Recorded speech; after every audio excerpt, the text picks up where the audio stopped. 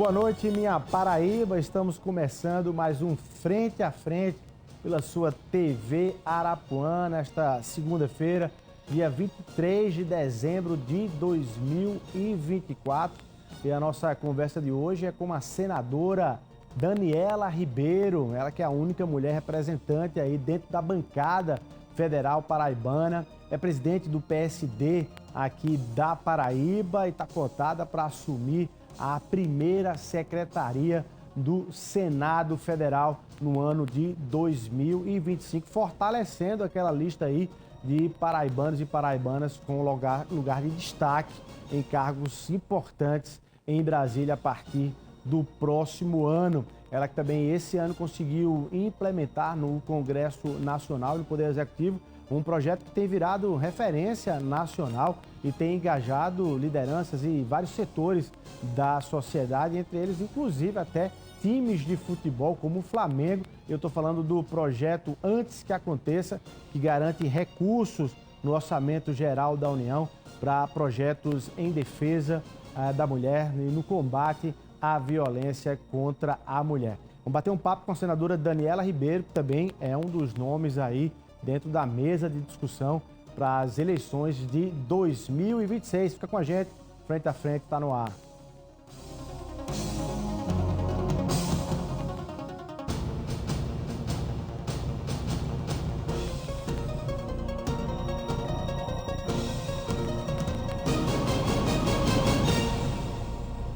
Senadora Daniela Ribeiro, muito boa noite. Prazer tê-la aqui nesse final de ano, nesse ano tão corrido.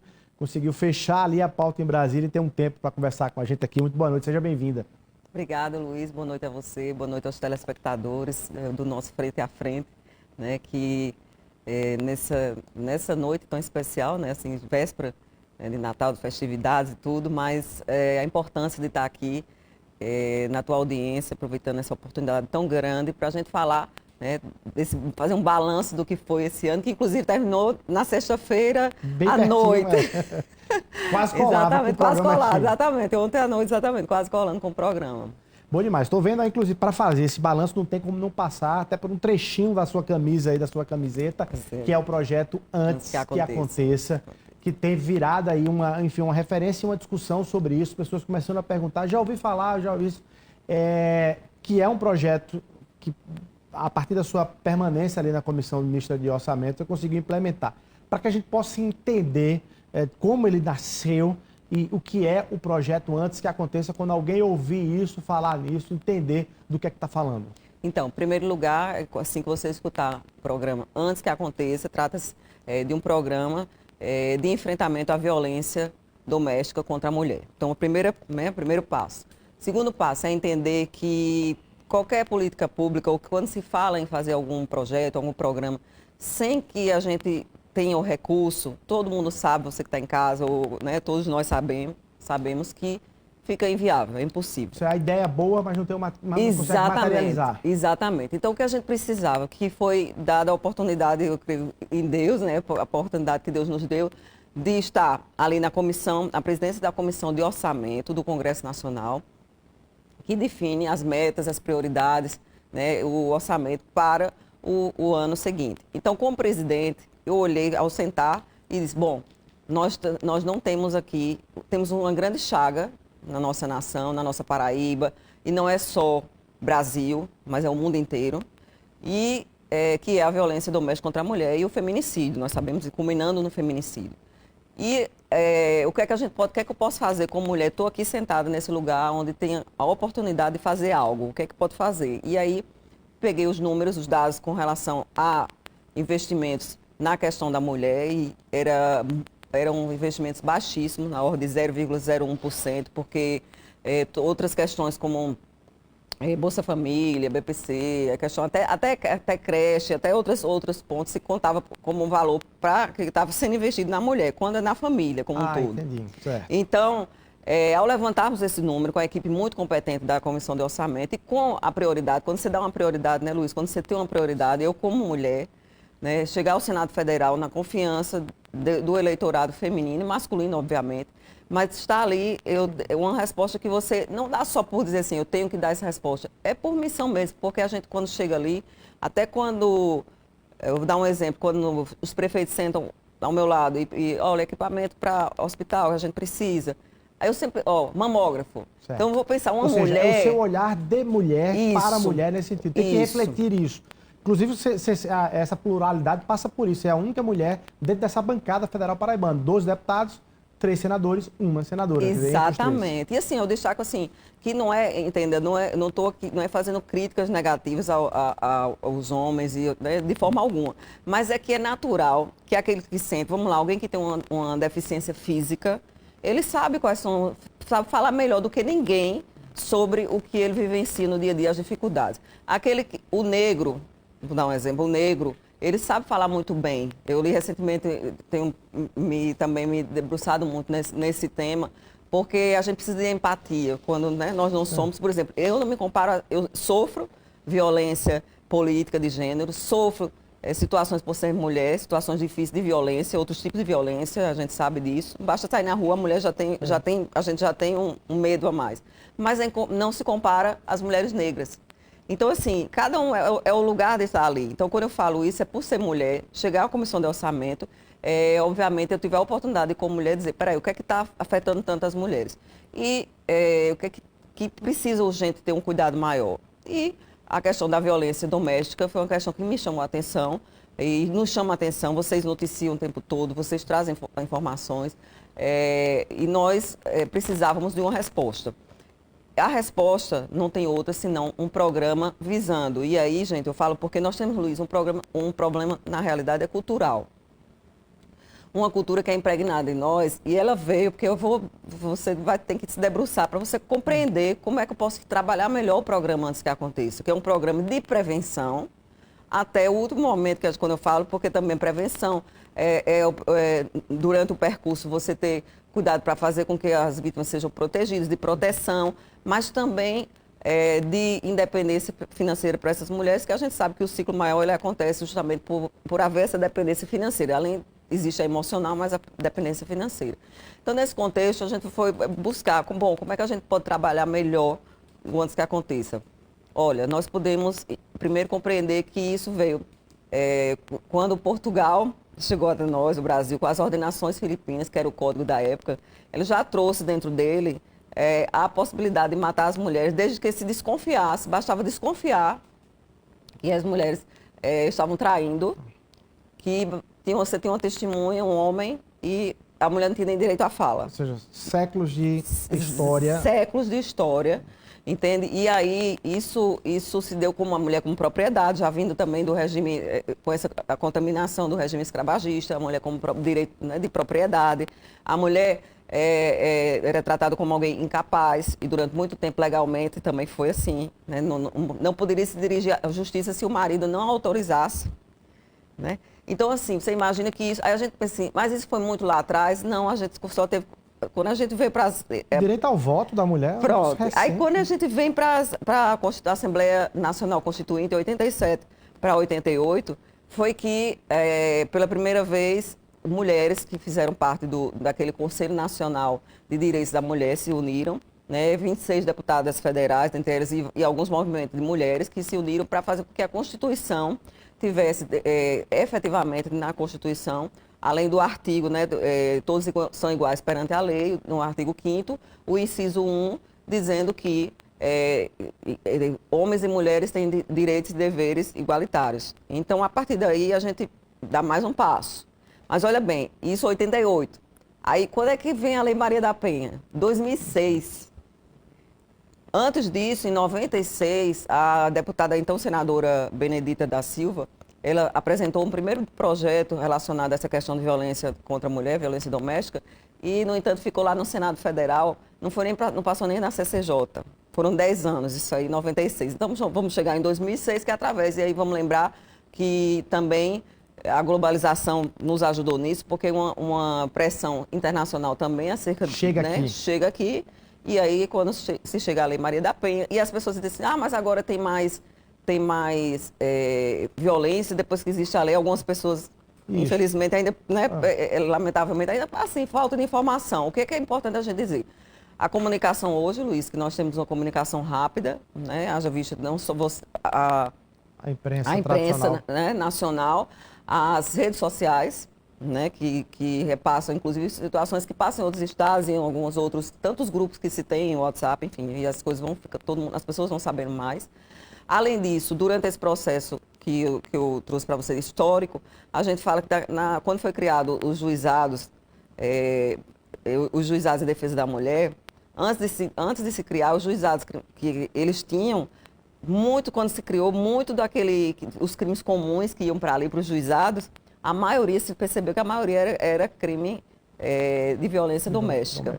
E por força disso, então assim, o nosso judiciário, a gente pensa no executivo, as nossas leis, então tudo isso caminhando. A Lei Maria da Penha, ela vive em constante também avaliação e ressentimentos. E aprimoramento. E aprimoramento. Então, mas tinha muita discussão, mas estava faltando. Você sentiu, quando puxou o orçamento, sentia que era mais discurso ou tinha muito mais debate do que propriamente recursos para garantir ações concretas? Então, o que eu sentia é que realmente não tinha ações concretas por força de falta de recursos. Então, o que tinha era o debate, a audiência pública, aí o Ministério das Mulheres aí lança campanha disso, campanha daquilo, mas ficava nas campanhas. Então, antes que aconteça, nós conseguimos o recurso junto com a Comissão de Defesa da Mulher da Câmara Federal, junto com algumas parceiras que são importantes nesse contexto, que fazem parte de tudo isso. E aí fui para o Ministério da Justiça, junto com a secretária de Acesso à Justiça, Sheila de Carvalho.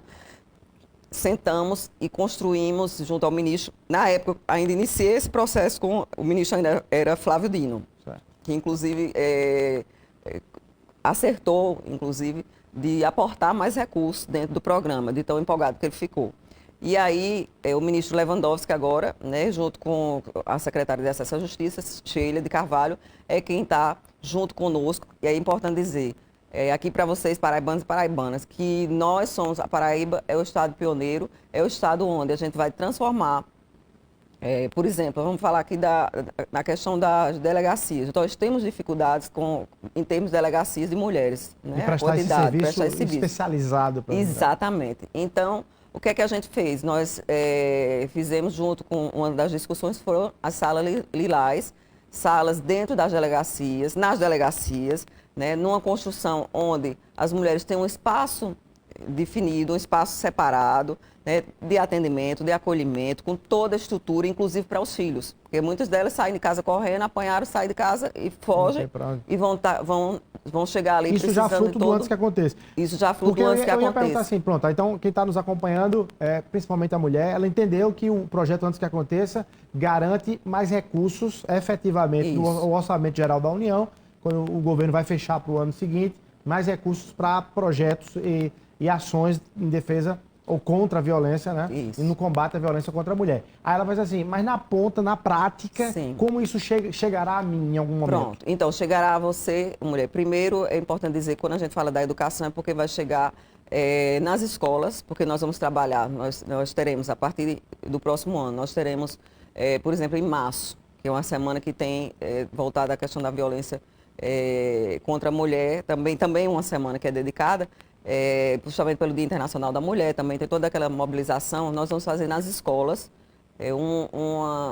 eu diria que aí sim, é a campanha educativa, porque nós precisamos educar, porque é o que eu digo, se a gente pensa que durante todos esses anos a gente vem, né, numa cultura onde era natural o homem, né, ter o mando, vamos dizer assim, da mulher enfim, esse tipo de violência não acontece. A gente tem que mudar essa cultura. E aí, para mudar essa cultura, nós temos que trabalhar nossas crianças. Então, dentro das escolas, inclusive, tive uma reunião produtiva com a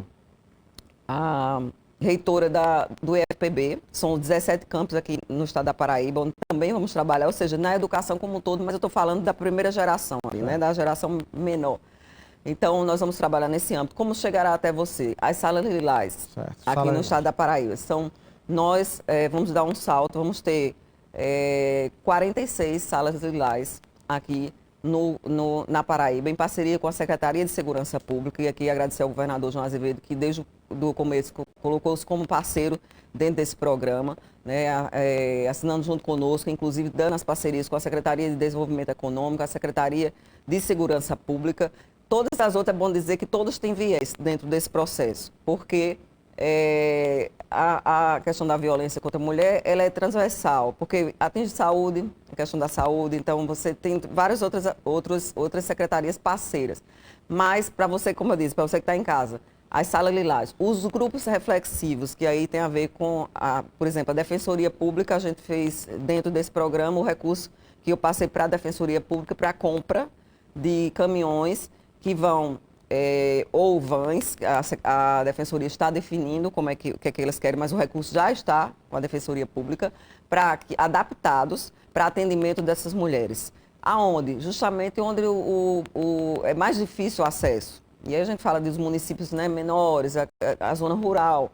Então, junto a isso, nós temos, dentro dessa parceria, nós temos a importância, qual é o nosso maior público dentro disso tudo? O que é que a gente imagina? Os homens. Então, a gente precisa trabalhar as mulheres para que elas reconheçam quando estão sofrendo violência.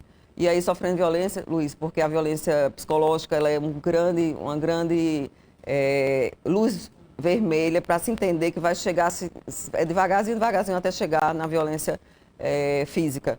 Então, trabalhar com as mulheres em termos de educação, de mostrar o que significa, divulgação, isso aí a gente vai fazer muito também, mas ao mesmo tempo nós vamos trabalhar com os homens. E por isso a CBF, nós entramos com essa parceria com a CBF, iniciada, mas que agora a gente vai ampliar, porque a gente iniciou ali naquele momento para chamar a atenção do programa enquanto o recurso estava chegando no Ministério da Justiça, mas ao mesmo tempo a CBF quer investir e o próprio presidente... E tem até uma pesquisa, não sei se ela é verdadeira, que aponta que depois de jogos de futebol, os casos de violência contra a mulher aumentam. Isso é verdade mesmo, senador? É verdade, Luiz. Às quartas-feiras e aos domingos, a violência contra a mulher ela sobe aqui na Paraíba em números 40%. Isso, eu estive também em contato com a Tenente Coronel Josilene, que é quem cuida do Centro de Comando e Controle Integrado, né, da Polícia Militar. E ela tem os números, eles têm o acompanhamento e, recentemente, o Brasil todo, né, no país, saiu também essa pesquisa e outros confirmando isso. Real, né? Por isso essa busca na CBF, essa parceria na CBF, né, a importância de trabalharmos juntos, de mãos dadas, tanto também com os jogadores, porque lá nós temos o programa e o convênio que nós firmamos com o presidente, e junto aí está a nossa presidente da Federação, Michele Ramalho, que teve um papel muito importante durante esse processo, para que a gente pudesse firmar também para trabalhar junto com os jogadores, que tantas vezes a gente escuta casos e casos ali de jogadores também que, lamentavelmente, se envolveram, né, em situações como essa. Então, Luiz, nesse contexto de CBF, nós tivemos com a Ambev também, porque a gente está falando agora de jogos aliado à bebida. E a álcool. Né? Vocês estão pegando exatamente segmentos que eventualmente acabam sendo plataformas ou instrumentos para essa violência. Exatamente. Então, é como se fosse um dever social. Né? Quando eu conversava, eu estive com eles, almocei com a diretoria da Ambev em Brasília. Estivemos lá e nessa conversa eu dizia uma responsabilidade social, porque ao mesmo tempo que vocês têm preocupações de mostrar com relações a tantas questões ali, o ambiente propício, humanizado para as pessoas que trabalham lá, mas esses números que apontam que o jogo, mas é associado ao álcool. Então essa parceria também nós estamos firmando aí, que vai ser muito importante. A gente está vendo essas imagens aí da senadora com a camisa do Flamengo, não é porque seja flamenguista não, ou senadora, não sei, mas é porque o Flamengo foi o primeiro time. Foi o primeiro time nacional, porque o Botafogo da Paraíba tinha feito isso já, né? Fazendo a justiça ao Botafogo da Paraíba, mas o Flamengo vai ir em nível nacional, num jogo acho que do Campeonato Brasileiro, vestiu a camisa do Flamengo com o projeto antes que aconteça, dando visibilidade a esse programa aí para poder reforçar esse debate, inclusive dentro de um ambiente, digamos assim, bem majoritariamente masculino. Né? Então, gente, aí eu estou com a camisa, os jogadores entraram com essa camisa do antes que aconteça em campo. Então, assim, foi uma visibilidade muito importante, porque trata de um programa, como disse o Luiz, eu nem diria, eu sou flamenguista um pouquinho, talvez, não sei, aqui sobre times. Eu gosto mais de quem é que eu gosto mais? Voleibol, jiu-jitsu, quem sabe? Mas, enfim, mas o futebol é a cara do nosso país e eu volto muito isso para o povo que joga pelada. Eu fico pensando nos peladeiros em Campina Grande, que sempre foi um pessoal muito, que a gente trabalhou muito junto. Então, assim, quando vereador... Então, assim, A gente sabe que é um lugar onde, além de estarem os homens, né, e ali a gente foi super bem recebido. Antes disso, tinha feito a entrada do Antes Que Aconteça, antes de ser com o Flamengo. E Os jogadores? os jogadores não, a torcida toda que estava lá aplaudindo, a gente passando com a faixa, eles pedindo não violência contra a mulher. Então, assim, foi aquele momento. E aí, o Flamengo, é através de uma parceria que é importante dizer, porque dentro desse, para você colocar um nome como Antes Que Aconteça, aí abre-se mão, o patrocinador abre mão, e ali foi um importante gesto, né, do paraibano, né, da Pixbet, Hernildo Júnior, que cedeu esse local, e ali numa tratativa também com o presidente do Flamengo, à época, Landim. Então, assim, né, que houve tudo isso. Então, a importância... E a gente pode ver isso entre todos os times? A gente pode ver em 2025? Pois é isso aí. Esse foi o início, né, o pontapé inicial. Mas com a ajuda da CBF, né, com esse diálogo com a CBF e tantos outros times, por exemplo, o Palmeiras tem uma mulher presidente. Certo. Então, nós queremos, né, chegar engajado. Então, nós queremos chegar em todos os times para que a gente possa alcançar, inclusive a parte da CBF, o presidente nos garantiu o material gráfico com relação à distribuição dentro dos estádios. Que exatamente. Bacana. Agora, isso é uma política, para a gente entender, isso é uma política de Estado, o Antes Que Aconteça vira uma política de Estado, ou quando mudar o governo federal, quando mudar o presidente, quando mudar o presidente do Senado, isso acaba, para a gente entender? Então, hoje é uma política, vamos dizer, nós criamos a política, já criamos, por exemplo, dentro desse próximo orçamento de 2025, já está lá entre metas e diretrizes, programas que aconteçam. Então, nós já está fixado. Nós conseguimos, inclusive, já criamos o comitê de governança, que é para acompanhar o programa, e não só acompanhar nas reuniões, sugestões, e a gente fazer avaliações de como o programa está indo. Então, o que é que a gente deseja? Realizar ele por todo o país. A Paraíba sendo pioneira e com esses recursos, onde a gente fala assim, inclusive dizer onde vai chegar até você também, a questão do empreendedorismo feminino. A gente poder, são parcerias junto com empresas que vão, né, empregar as mulheres que precisam, que saem de situação de risco, mas se existe dependência, elas não têm como se livrar. Então, é outro braço importante para você, mulher, que vai chegar até você. Os cursos de defesa pessoal. Esses cursos são fundamentais para que as mulheres possam aprender a se defender no básico, vamos dizer, no mínimo, como se defenderem. Então, aí nós vamos chegar, Luiz, pretendemos chegar. Olha que coisa interessante, também outro dado para eu te dizer, e por isso que a gente quer chegar, a educação é tão importante. A Tenente Coronel Josilene contou que fez, junto aos policiais, fez cursos para que eles pudessem conhecer as situações, porque é o olhar que é diferente do homem e da mulher. Que às vezes o policial chegava lá, tinha um chamado, ia até a casa. Quando chegava lá, eles olhavam assim, diziam, não, mas é uma besteira, você mesmo se resolve, você quer ir embora. Porque ela começou a perceber que também, através de acompanhamento, que os telefonemas nas ligações, chamando por ajuda a polícia, quando eles iam lá, não chegava até a delegacia. Então, nesse caminho, precisava a vítima também já dizia, não tem mais nada. Isso. Então, assim, alguns policiais precisavam ter mais conhecimento. Você vê como é importante o trabalho junto aos homens. Então, diante disso, aqui a gente, quando eu falo para vocês que essa questão de educação, de a gente trabalhar com os homens, né, muito sobre a questão da violência. Você vê outro dia, eu vou dar uma coisa assim, para vocês, de olhar diferenciado de homens e mulheres. Quando eu sofri uma violência política de gênero, vamos dizer assim, eu não diria se é nessa violência política de gênero, um certo, vamos dizer, assédio, vamos dizer assim, publicamente. Meu colega que estava lá foi no almoço, todo mundo estava e foi na frente de todo mundo, mas assim, primeiro que a pessoa que fez era um ministro de Estado e fez um elogio completamente desfundado, sem isso aconteceu esse ano? Isso aconteceu há 2 anos. Há 2 anos. No Senado, isso. Eu ainda estava no Progressista. E ali, ele fez um comentário muito infeliz, né, achando que estava fazendo talvez um elogio, mas assim, hoje, por isso que eu digo que nós estamos num tempo muito diferente, eu não caberia jamais esse tipo de elogio. Bom, ele disse isso publicamente e para você entender que aí todas as mulheres que estavam ali, a gente se entreolhou, eram deputadas federais e eu senadora. A gente se entreolhou, eu fiquei, porque como estava na frente de todo mundo, eu não quis constranger, olha a situação, constranger o partido, que estava, inclusive foi na casa do deputado Arthur Lira, do presidente, e estava lá o progressista em peso. E aí virou 2 deputados que estavam assim de frente, e aí, na mesma hora, quando nós saímos, vamos embora agora. A gente se levantou para ir embora, e aí o deputado disse, não, Daniela, ele fez um elogio a você, ele fez um... Então, assim, olha como é importante Você você... está revelando isso agora, porque, assim, quer dizer, só para eu entender, assim, Tá. pode dizer os nomes? Posso dizer os nomes. Pode dizer os nomes e para Posso. entender e que tipo de piada ele soltou para a gente entender? Enfim. Posso. Eu fui relatora das comunicações, do novo marco das comunicações, Certo. e eu fiz um discurso lá no Palácio do Planalto. Durante o discurso, durante aquele momento, fiquei lá sentada e só tinha aquelas pessoas, o presidente da República, à época, Jair Bolsonaro, e estava lá o general Ramos. Certo. Quando foi no outro dia, eu fui para o almoço do Progressistas, na casa do presidente Arthur Lira, que era porque o general ele ia lá para falar sobre o que era que tinha de programas. Ele estava como ministro, e foi para falar sobre programas, sobre os programas que tinha lá no Ministério e tal, para falar para o partido como um todo. Estavam deputados, deputadas, senadores, senadoras. E aí, na hora, quando ele sentado, quando ele foi começar a falar, ele olhou para...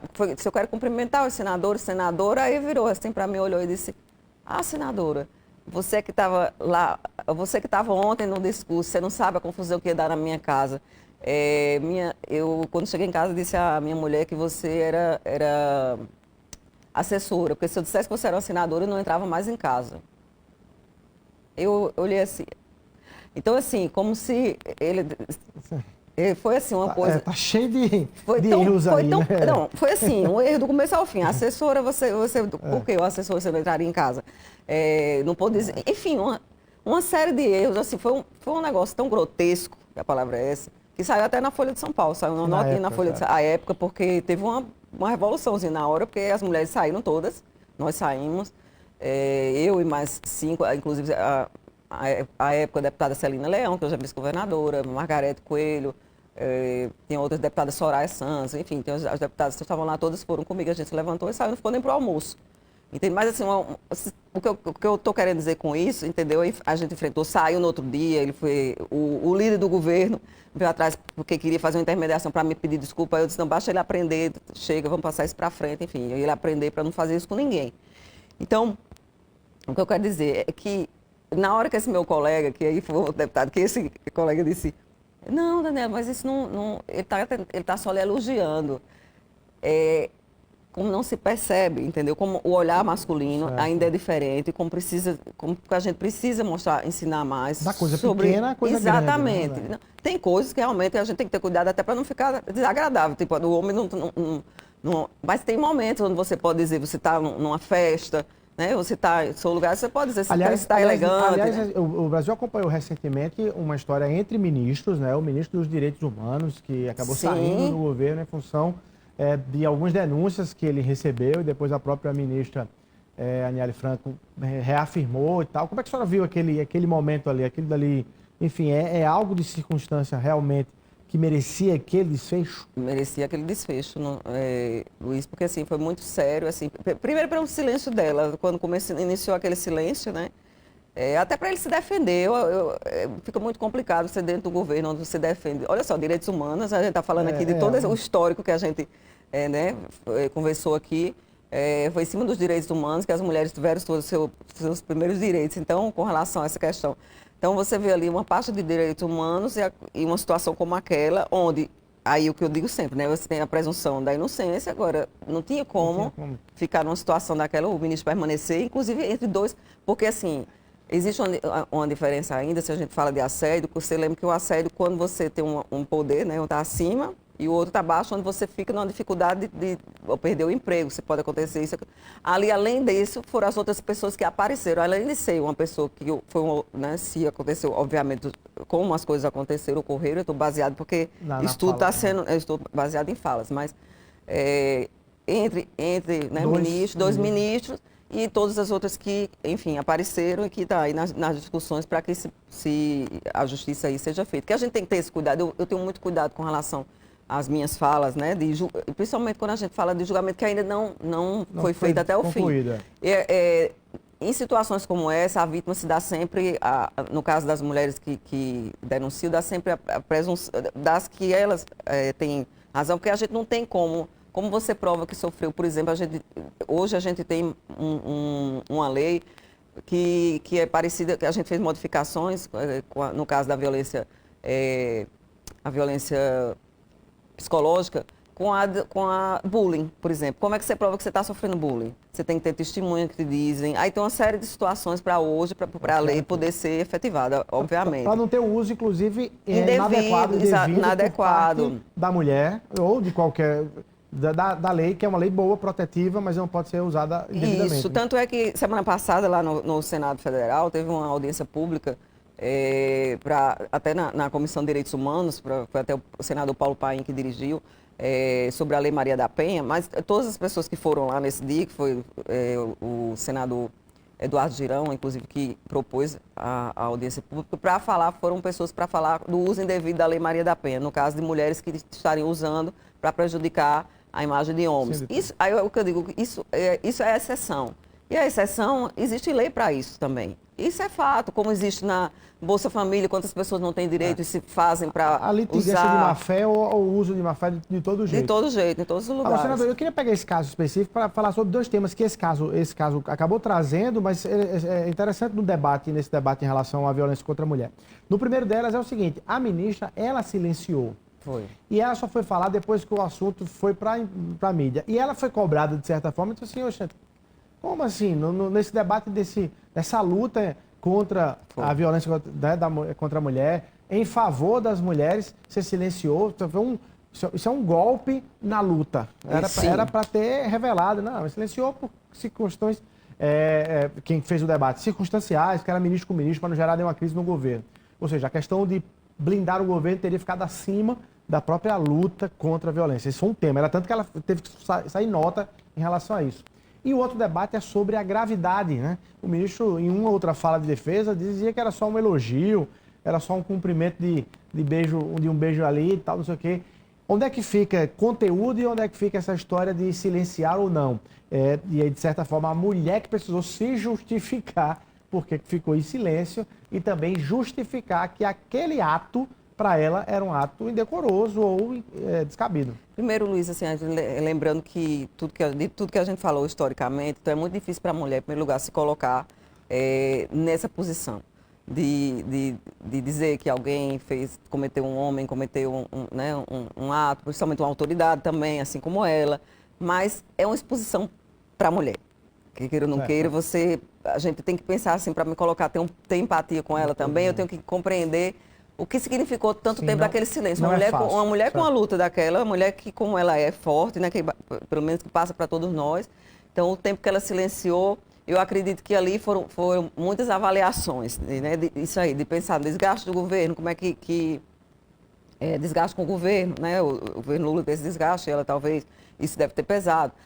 Mas aí pesou o outro lado também, e a questão da minha luta em defesa das mulheres, como eu posso ficar calada? Imagina, se ela fica calada, imagina quem não tem menor possibilidade. Então, assim, tá aí tantos e tantos... E tem a história da vergonha mesmo, do constrangimento. Eu acho que o constrangimento, ele afeta... A francesa agora, que virou ícone nessa luta, né, que foi dopada pelo marido e dopada por vários homens durante vários anos e conseguiu agora um julgamento de condenação. E a frase dela é muito bonita, né, que é uma frase que diz... eu fiz isso, me expus, porque quem tem que ter vergonha é o criminoso, né? Quem tem que ter vergonha é o abusador e não nós, mulheres. Né? E Luísa, nessa situação dela, que foi, assim, vamos dizer, se a gente tratasse como bem mais extrema, né, dela, não, e no caso da ministra, você imagina que ainda tem outra situação para as mulheres, que elas ficam com medo de depois, tipo, quem vai me dar uma oportunidade? Depois que isso acontecer, eu faço essa denúncia, os homens vão ficar com pavor a mim, não querem me contratar, não querem... Isso tem esse peso, não adianta negar isso, a gente não pode negar. Isso tem peso, sim. O do medo de, profissionalmente, depois como isso vai afetar a sua vida, entende? Então, isso afeta a gente. Nós já temos a dificuldade, você citou aí no início, certíssimo, eu sou a única mulher de 15. Nós já temos dificuldade de chegarmos nesses espaços. E quando chegamos nesse espaço, com as violências que acontecem, se a gente entra num processo como esse, tipo assim, também você tem que pesar muito. Por isso que eu digo, é muito difícil, não é algo fácil. Porque para você depois criar uma situação onde os homens, aí que não lhe queiram ali dentro. Então você tem que estar com, por isso que eu digo, com muita certeza, você tem que ter, pegar situações, se ele estava assediando, porque ali no caso dele, o que a gente assistiu também, ela dizendo que ele pegava na perna, pegava, não era, pegava, botava a mão embaixo não era só um beijinho aqui, uma coisa ali, era uma coisa bem mais contundente. Né? Então, acho que assim, se munir de provas, porque assim, o que puder fazer, as mulheres conseguir provas, e tem provas sim, hoje em dia, celulares, as mensagens são provas, se você tem mensagem. Tem uma série de situações. Tem outras que são outras situações que são bem, eles, vamos dizer, esses predadores, que eu considero predadores, eles se cuidam mais, vamos dizer assim, em fazer ser subliminar, certo, né? Com mais sutileza, isso, mais sutil, para ver se como diz, se cai, né? Mas eu acredito que assim, que nesses avanços, nessas discussões, por exemplo, nesse meu caso, quando aconteceu comigo, desse elogio mal né, de péssimo gosto, entre aspas, né, elogio, quando o caso do ministro, terminou que tivemos um jantar na casa da deputada Margarete Coelho, onde foram várias mulheres, além de dar o apoio, as mulheres conversaram e passamos muito tempo conversando, e também do judiciário, do legislativo e do executivo, e conversando e trocando situações que a gente não imaginava que umas e as outras vivenciavam. Então, inclusive, discutindo até esse tipo de situação, como se proteger diante disso. Numa situação daquela, porque foi pública, né? Se foi na frente, no meu caso, foi na frente de todo mundo, não foi passando, mas foi na frente de todos. Então, o que seria? Você mesmo chamar atenção na mesma hora, não é assim que trata? Enfim. Então, são situações onde as mulheres, elas As mulheres ainda têm muita dificuldade de fazer essa revelação. Pronto, desde que dentro da caminhada do projeto, antes que aconteça, você tem colocado para falar e comentar sobre isso. A sua nora, né? Camila. A Camila, esposa do vice-governador Lucas Ribeiro, que tem uma história de família também muito forte nesse sentido. E ela resolveu, enfim, ajudar o antes que aconteça nesse sentido. Foi você que convenceu ela a passasse a falar ou foi um gesto próprio dela aí? Quando tudo, né, começou a acontecer, o antes que aconteça, né, de todo o programa, o projeto ali dentro do Senado, eu chamei Camila e eu disse, Camila, no meu coração, de verdade, assim, veio para coordenar na Paraíba, porque eu estou em Brasília, né, nesse IDV, todas essas questões, mas na Paraíba, eu não sei, eu queria que você conversasse com Deus, orasse, Camila cristã, né, muito temente a Deus, eu disse que você conversasse, porque Camila nunca falou isso, nunca tinha contado isso para ninguém. Outra questão que ela disse, ela tinha vergonha. Então, volto a dizer, não olha como a mulher, como a gente tem, como nós... Né, assim, aqui eu não tenho vitimismo, gente, assim, estou conversando com vocês, mas são situações, você imagina, eu sou uma senadora da República e vi situações que são inacreditáveis ainda, assim, de dizer, mas uma senadora poderosa, não, é uma coisa assim, você saiu de casa, a gente já sai com medo, a verdade é essa. Então, Camila, quando eu conversei com ela, eu disse para ela, eu não vejo outra pessoa que não você na Paraíba para cuidar desse programa com muito carinho, porque você vivenciou, minha nora, Camila, a sua mãe foi vítima de feminicídio e ela conhece tão bem a história, aliás, ela vivenciou a história dela e traz tanto, eu diria que enriquece tanto o programa, Luiz, que nas conversas com Camila saem, por exemplo, situações quando ela diz, quando ela sair da delegacia, para onde é que a gente vai? Tá? A gente então tem que cuidar mais de casa-abrigo, porque é tipo essa casa de passagem que a mulher tem que ficar, porque ela não pode voltar para casa. Então, Camila tem um olhar de que, Daniela, a gente tem que ver, porque no caso da família dela... A história dela traz a solução real. Traz. No caso dela, no interior da Paraíba, por isso que a gente está abrindo, vamos ter pontos centrais do antes que aconteça. No Sertão, em Campina Grande, em João Pessoa, porque a gente quer justamente pegar todas as áreas, onde, no caso dela, foi no Sertão da Paraíba. E aí, São João do Rio do Peixe. Aí lá vem, de repente, muda uma situação dessa, muda a família inteira, muda a história da família inteira. Mas vamos dizer, aí a gente até conversava, você ainda lá tiveram tempo ainda de pensar que iam se mudar, como era que ia se mudar. E tem mulheres que não, tem gente que você tem que sair correndo e levar a família para que lugar. Então, tudo isso ela trouxe para a gente ir aperfeiçoando o programa, né? E assim, acho que de toda forma é muito representativo, tê-la como coordenadora, justamente pelo lugar de fala, como se diz, por ela representar tudo isso, conhecer toda essa história. Ela perdeu a sua mãe quando ela tinha 10 aninhos de idade. Então, assim, tudo que representa, porque o que a Camila trouxe para mim também, que isso é muito importante, a gente não perde só uma mulher, a gente perde a mulher, a gente perde, os filhos ficam órfãos, a família inteira ela é afetada, porque a família inteira ela realmente sofre as consequências, né?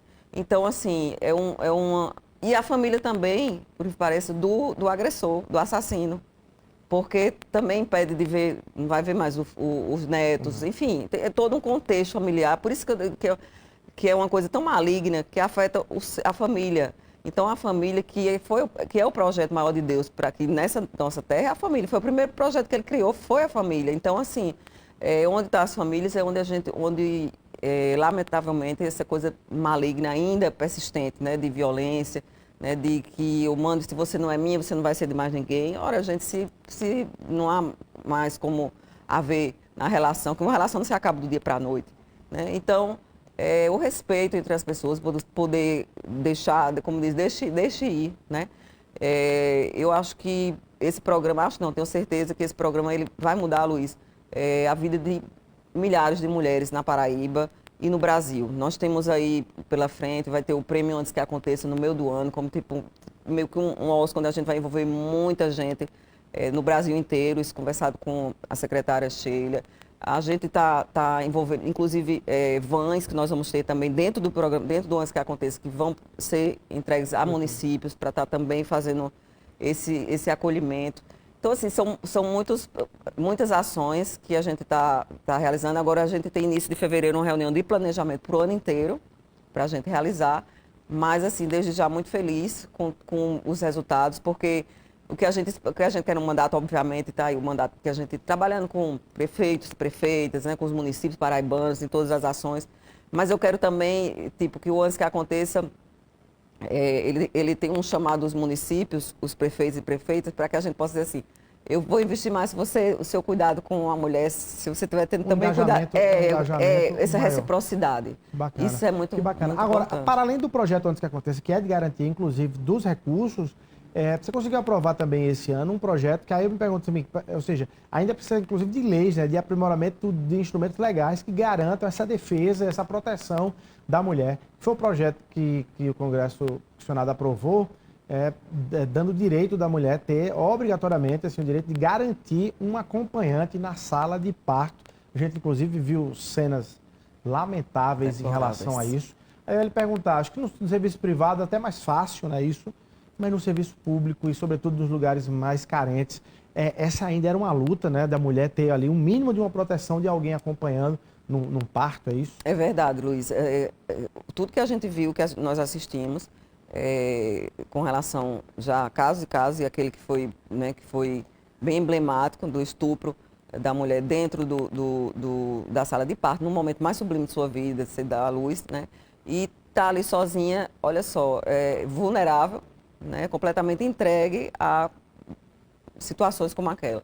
Então, vendo isso, diante disso, que eu apresentei o projeto de lei para garantir que a mulher ela possa ter o acompanhante desde o início, né, só para entrar na sala de parto. Né, quando chega, isso é interessante que eu me lembrei quando a gente estava criando a lei, eu me lembrei quando eu própria fui para a maternidade de Lucas ainda, um certo tempo aí, gente. Mas do vice-governador, somente. Do vice-governador.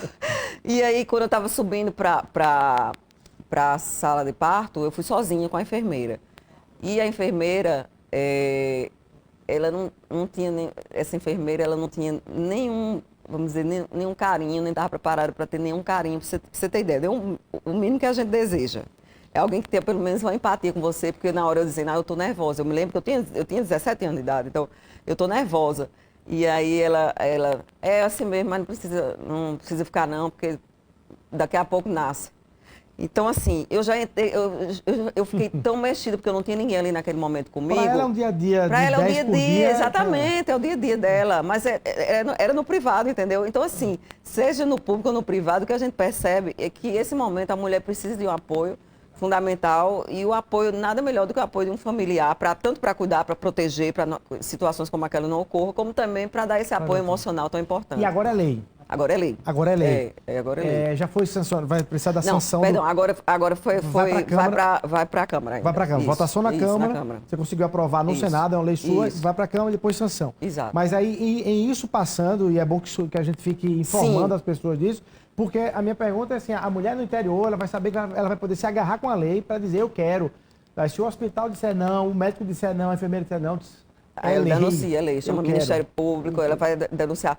O que acontece que você precisa saber, e por isso, Luiz, essa sua colocação super importante, nós queremos divulgar muito, vamos divulgar muito a lei, inclusive por força de que a gente tem notícia que muito no interior do estado da Paraíba acontece dessas mulheres elas irem para a maternidade, não ter a companhia, não ter um acompanhante, nem sequer logo após quando tem o seu bebê. E nós, além de divulgarmos para que você fique conhecendo muito dos seus direitos, por isso que o Antes que Aconteça a gente quer muito interiorizar, muito também fazer com que as mulheres possam conhecer os seus direitos para conhecer o que é que o programa traz, oferece, e também para essa inserção dos homens, porque a gente precisa trabalhar em parceria. Eu digo sempre, eu não sou inimigo dos homens, muito pelo contrário, a gente precisa dos homens. Você imaginar que de 81 senadores e senadoras, nós só temos 14, hoje acho que 16, por força da suplência, em exercício, 16 mulheres. Então, se a gente não contar com os homens, como a gente vai fazer? Então, todos esses espaços, a gente precisa muito dos homens, dessa parceria, para que a gente possa defender as nossas mulheres, né? E a gente modificar, como eu disse, é uma cultura, gente, que vem de muitos e muitos anos, né? Que vem da fundação do nosso país, né? Porque essas cartas, como eu falei, ordenações filipinas, elas eram de Portugal e dos seus territórios ultramarinos, que era o Brasil colônia. Então, assim, a gente nasceu com isso. Então, nós precisamos modificar e quem decide isso somos nós que temos o dia de hoje para fazer diferente na educação dos nossos filhos, né? E com a possibilidade, no caso dos representantes, de trabalhar com essa... E aí, aqui aproveito para fazer um apelo à bancada da Paraíba, que só tem homens. Esse programa, o recurso que tem lá, que foi colocado, foram 15 milhões de autoria de uma emenda minha e 109 milhões para esse ano de 2024, certo? Então, foram 15 milhões... quase 150 milhões. Quase isso aí. E aí, nós temos, para esse ano 2025, o governo federal ainda tem 35 milhões que ficou acordado para dar de recurso. E, claro, vou colocar minhas emendas, mas eu quero fazer um apelo para a bancada paraibana, os homens, todos eles, né, para que possam colocar recurso no Antes que Aconteça. E assim vocês possam fazer um gesto, porque vocês têm filhas, têm irmãs, têm mães, e a gente precisa contar com vocês. Então, Antes que Aconteça, quer ter E na Paraíba, que somos pioneiros, então tem um gesto muito significativo, esse engajamento de toda a bancada, porque é um programa, como eu disse, é uma questão cultural, é uma questão que todos nós, Luiz, e aqui parabenizando a imprensa e o trabalho que vocês fazem, porque só com as notícias, só saindo as notícias que saem, só mostrando a realidade do que acontece, né, no estado, é que a gente pode chegar a um momento como esse. Né? Então, eu queria assim, aproveitar para parabenizar aqui o Sistema Arapuã por tudo aquilo que vem fazendo, né, em defesa das mulheres, no momento em que faz, além da divulgação, rechaça, sabe, critica, sabe, vai para cima dos órgãos que tem que responder sobre, né, sobre o tema. É no mínimo nossa obrigação, Agora, senadora, a gente tem falado que em 2025 a Paraíba vai estar com representantes em postos muito importantes e de tamanho, né? A começar aí o ministro Vital do Rego Filho já tomou posse da presidência do Tribunal de Contas da União, o ministro Herman Benjamin como presidente do Superior Tribunal de Justiça. Há uma expectativa do deputado Hugo Mota assumir a presidência da Câmara. Estou falando só dos homens, né? Tem um homem aí assumindo essa história, mas a gente é presidente do Banco do Brasil, né? Mas tem uma perspectiva da senadora Daniela assumir a primeira secretaria, que é a certa prefeitura, zona do Senado Federal. Isso está confirmado, só já pode confirmar hoje, dia 23 de dezembro de 2024, senadora Daniela na primeira secretaria do Senado Federal.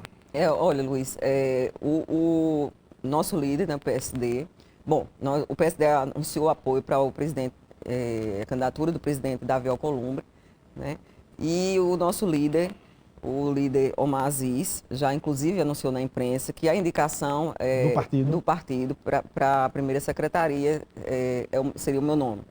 E aí, publicamente, ele anunciou.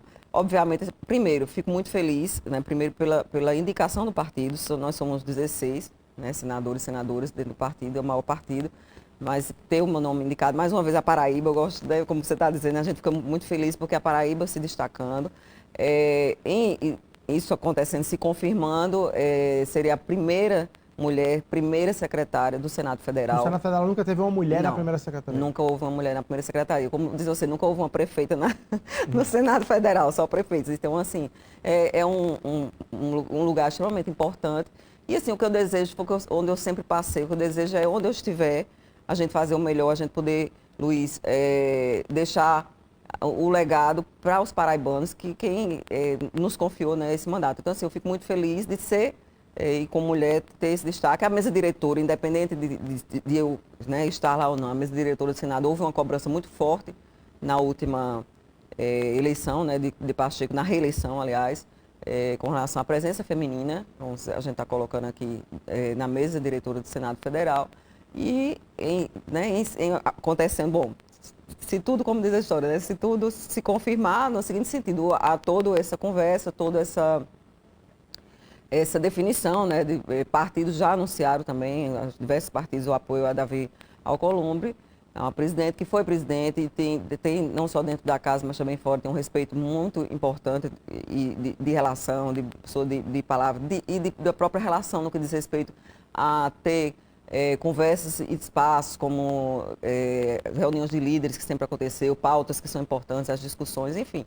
Então, assim, estar ali também e ser primeira secretária ao lado de Davi também dá eu diria assim, essa liberdade também por já conhecê-lo, né, o seu estilo, tal, o seu jeito de trabalhar. Agora, eu queria fazer uma pergunta mais política, mais local. O tempo já está bem estourado. Vamos para um rápido intervalo comercial e eu já volto perguntando se toda essa trajetória, toda essa história, em 2026, naturalmente se discutiria a sua candidatura à reeleição no Senado, mas os cenários podem apresentar outras coisas. Vamos falar sobre essas outras coisas no próximo bloco. Um minutinho, rapidinho, a gente volta aqui conversando com a senadora Daniela Ribeiro.